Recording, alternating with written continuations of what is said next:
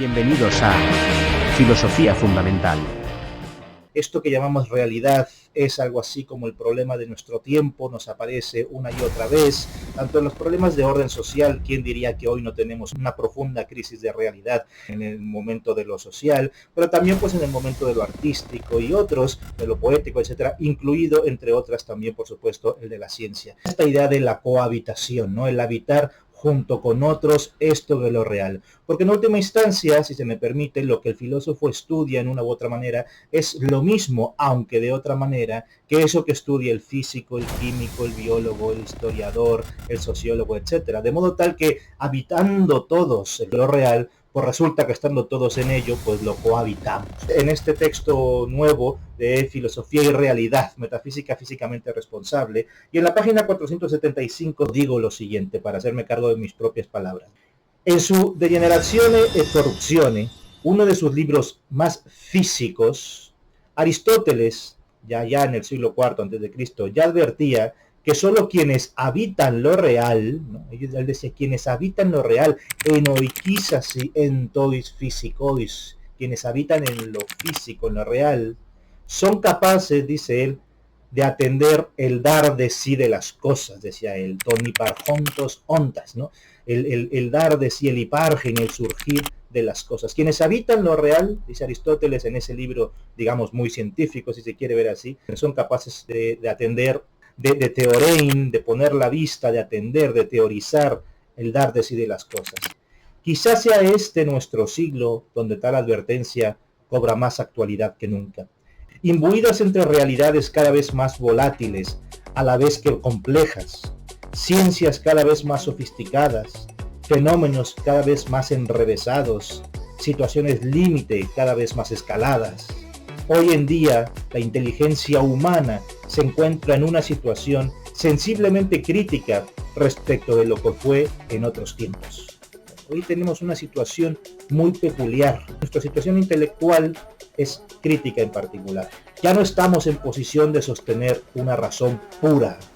En expresiones como ciencias duras, fundamentos sólidos, bases firmes, edificio del conocimiento, pilares del pensamiento y demás metáforas pétreas. Estas metáforas típicas de la modernidad, donde la razón pura se consolidaba como una razón casi omnipotente y sin límites, que ordenaba todo, ¿no? que ideaba de alguna forma, begreifen des Denken, que decía Hegel, un pensamiento concipiente, concebía, daba luz, la Wirklichkeit, la realidad. Hoy ya no estamos en esa situación intelectual.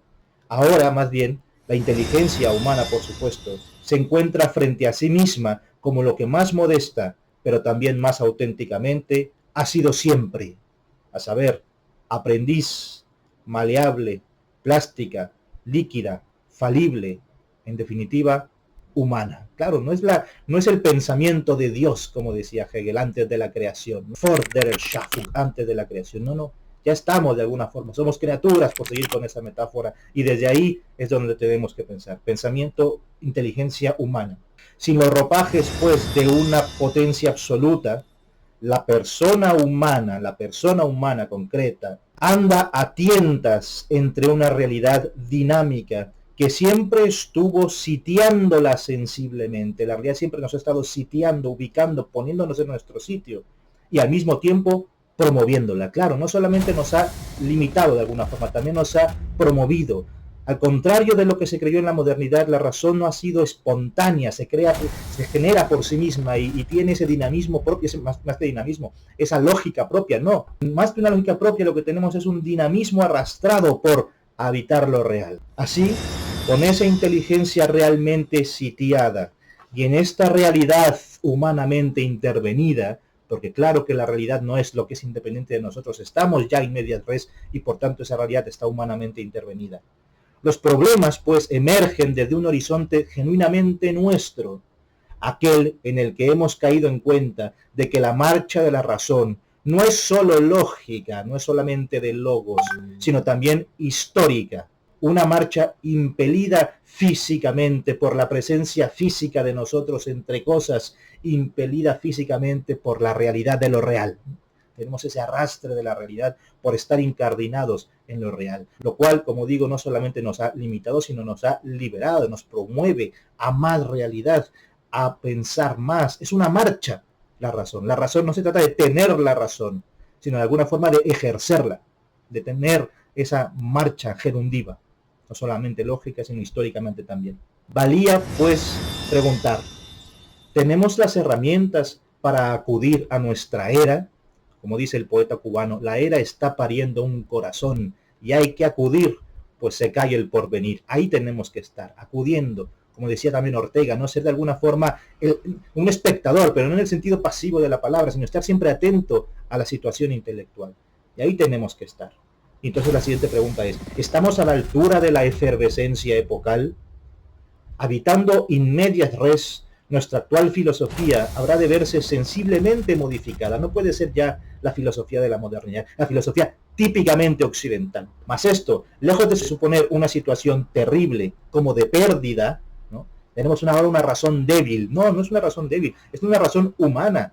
Lo que pasa es que la razón pura era una razón inhumana por pretenderse sobrehumana. Esto no es pues una razón como de pérdida, una situación como de pérdida, terrible, no. Significa más bien la oportunidad que tenemos para reconocerla también como dinámica y así tratar los problemas reales desde una metafísica en perspectiva, no una metafísica absoluta, perennis, no, en perspectiva, el perspectivismo de Ortega, colaborando con otros saberes que le son complementarios, ahí entran las ciencias, y hacia verdades locales y revisables. La verdad es del momento, Kierkegaard, no Hegel, ¿veis? En particular, es la oportunidad para la metafísica de volver a ser físicamente responsable. De ahí que, por cierto, este libro se llame así, ¿no? Sea su subtítulo.